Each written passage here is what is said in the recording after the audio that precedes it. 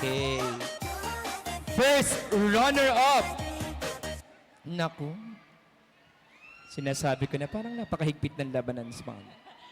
Sobrang dikit. Dikit kasi sila sa gitna. sobrang dikit ng labanan. Tamot magkadikit na sila halos. Oh.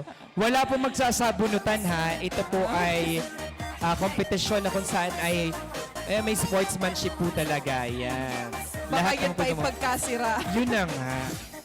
First runner-up ay nakuha ng entry number.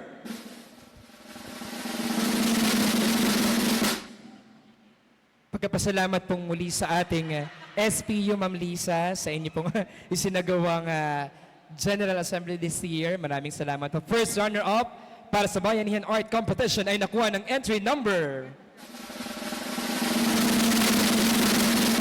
Try kaya natin mag-raffle muna. Raffle kaya muna. I-raffle muna natin yung apat. Ito na ate, ito naman nakaabang na yung video. Ano? Entry. Full storage na. Entry number.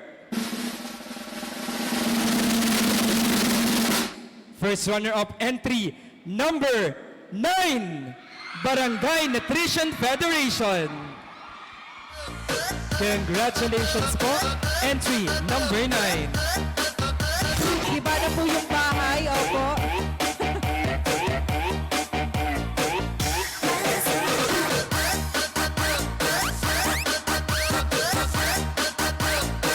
At ang ating champion o ang ating winner para sa Bayanihan Art Contest ay ang entry number 3. Sorry.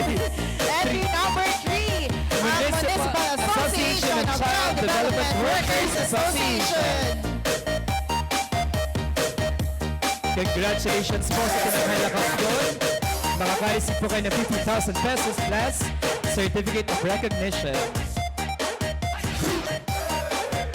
At habang nagpo-photo off po, ay pwede na po natin i-continue ulit ang paraffle para po sa ating mga desk fan.